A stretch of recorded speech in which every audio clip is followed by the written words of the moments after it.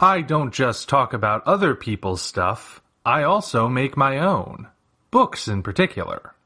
To date, I have 4 books you can check out on Amazon. Operation Red Dragon: The Daikaiju Wars Part 1, Occult Mafia, Emerald of Maddox City, and the short story collection Assorted Absurdities, Tales of Kaiju Punk and Other Genres. Hop on down to the description for Amazon links to all 4 books. Enjoy whichever ones you read, and enjoy the video. Hello, ladies and gentlemen. I am the Omni viewer, and welcome to Omni at the Movies, where today's subject is the recently released Norwegian giant monster movie simply entitled Troll. Literally just a few minutes before shooting this video, I finished watching that movie. Now, Troll has been gaining a lot of attention among the giant monster fandom because, well, it's one of the first giant monster movies to come out of Norway in a long, long time. The last one to get this much attention among giant monster fans was also troll related, but that was the found footage movie Troll Hunter. It's also apparently proving to be a little bit divisive, because if you look at the Rotten Tomatoes scores, it has a much higher critical score than it does audience score, which naturally raises the question, why are we still looking at Rotten Tomatoes scores? That site went out of relevancy years ago. I decided I wouldn't let that have any influence on me, obviously, because I don't trust Rotten Tomatoes. I just wanted to see the movie for myself and decide what it's like. And I'm here to tell you right now that Troll is okay. It didn't knock my socks off, but I wasn't disappointed either. As giant monster movies go, it is a very familiar kind of giant monster movie. It follows the formula you would expect. Some sort of event happens, partly inspired by real events, that causes a giant monster to appear. It starts going on a rampage. The military tries destroying it to no effect. But there's one person who has an unconventional idea that just might do the trick and turns out to, in fact, do exactly the trick. That's not much of a spoiler, mind you, because, like I said, it's a very familiar kind of plot. But familiarity is not in and of itself a bad thing. The important thing is how that story is told. And Troll is told well enough. The cast in a lot of ways feels like a Roland Emmerich movie, for better and for worse. The cast is one that I would say is comprised of characters who are skewing more towards being archetypes than they are towards being fully fleshed out characters. You're not going to get that much in the way of deeply personal moments or deep dives into each character's psyche or anything, but you get just enough of those scenes that give us a little bit more of an idea of what they're like when they're not facing a bizarre threat like this, that they do feel like real people. They don't feel completely one note, they don't feel entirely flat and therefore with no dimension at all. They're just dimensional enough in a way. And they're the sort of people you would expect to see in a Roland Emmerich movie. You have the stern military characters, the politician who's in charge of running things and has to make the difficult decisions, the crackpot guy who turns out to be the only one who saw it coming, the hero type character who follows through with all of the plans, things like that. I doubt anyone's going to come away from this movie thinking that any of these human characters are their new favorites. I'd be surprised if most of you remembered their names. But at the same time, they're not the sort of characters that you're just going to wish you could move past so you can get to the other stuff. So, I guess you could say they get the job done. One thing that really stands out about this movie is how many references there are. Troll is an original film, I want to be clear about that, but there are a lot of scenes throughout the runtime which reference other giant monster movies. If you know the kaiju genre well enough, you will see a lot of sites that are familiar. In particular, the ones they keep going back to the most often are Jurassic Park, Kong Skull Island, and the 1998 Godzilla. In fact, when I first saw the trailer for this movie, I was looking at it and I thought, wow, this looks an awful lot like it's the 1998 Godzilla. I'm seeing a lot of familiar things, and that wasn't inaccurate. And that sort of ties back into the whole feels like a Roland Emmerich movie kind of thing. Now, credit where credit is due, the references that they make are not necessarily obnoxious. They don't go for the, ooh, look how super self aware we're being. See all these things that you recognize from other movies? We're doing them too. Look at how familiar these scenes are. Look at how much you recognize them. It doesn't do that. Really, it doesn't draw attention to them at all besides putting them on the screen.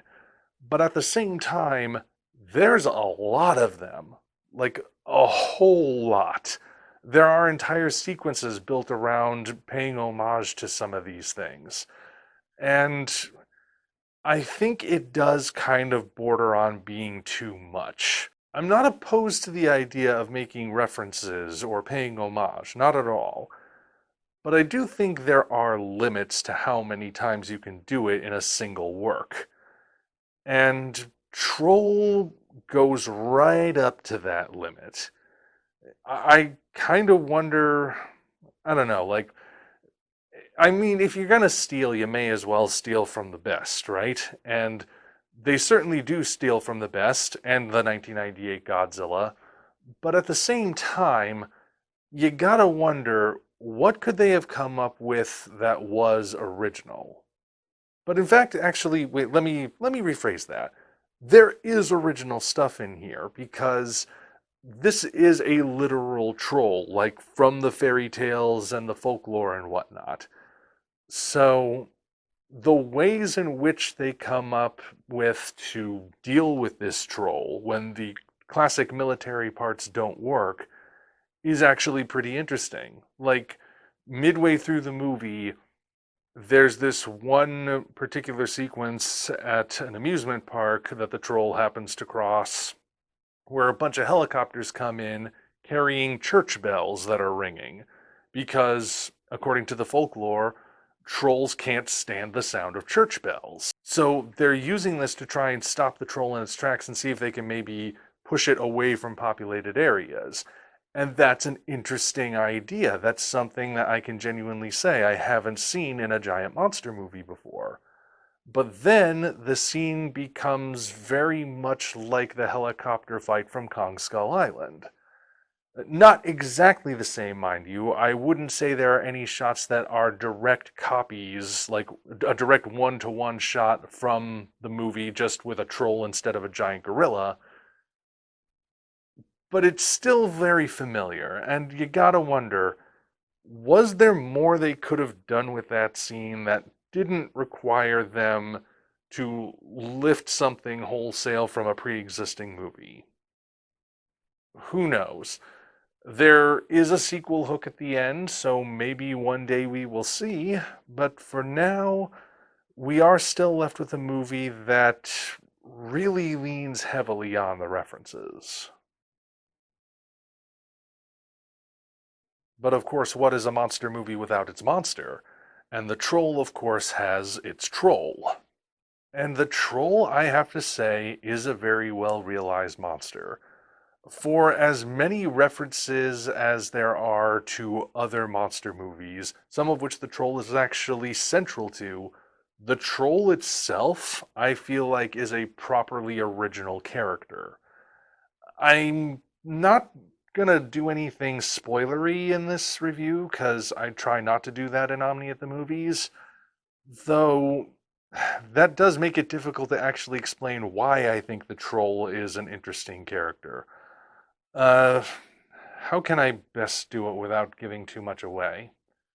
One aspect is that they really tap into the idea of the troll being the last of his kind. And I know that sounds very King Kong, because that is a King Kong element, but it plays out differently with the troll.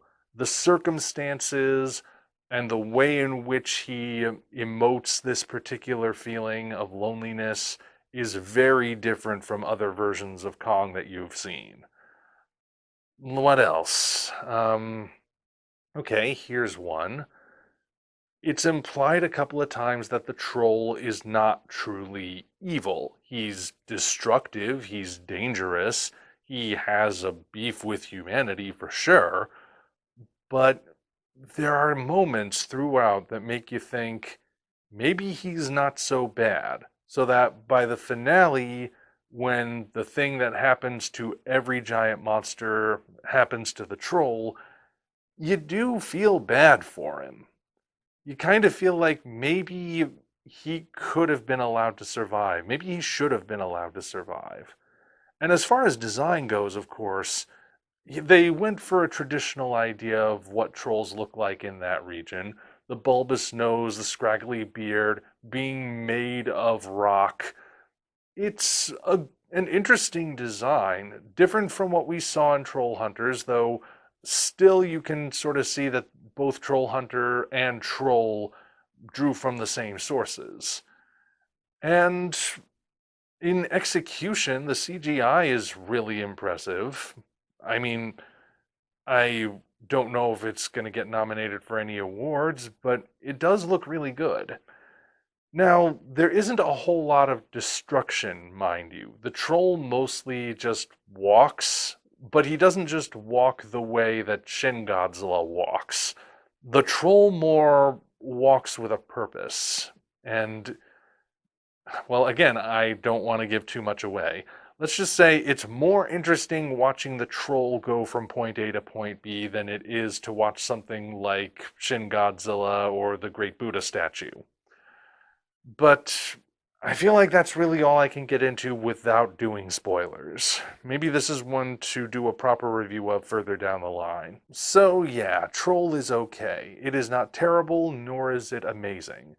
It's just a pretty good monster movie, and when you get right down to it, having a pretty good monster movie isn't really a bad thing. I don't know if it's necessarily going to be hailed as one of the greatest giant monster movies of all time. I don't know if it's going to ever reach the same levels as King Kong or Godzilla have reached, but for what it is, it's not a bad way to spend the evening if you want to watch it. And that's about all I have to say, so I'll stop rambling now. Until such time as we meet again, this is the Omni Viewer signing off. Congratulations, you reached the end. If you enjoyed this video, you might want to consider supporting us on Patreon. Of course, the other way to support us is to go to Amazon and check out our books, Operation Red Dragon, The Daikaiju Wars Part 1, The Occult Mafia, Emerald of Maddox City, and Assorted Absurdities, Tales of Kaiju Punk and Other Genres. Also, check the description for links to DeviantArt and other platforms we operate. Thank you all for watching. We'll see you next time.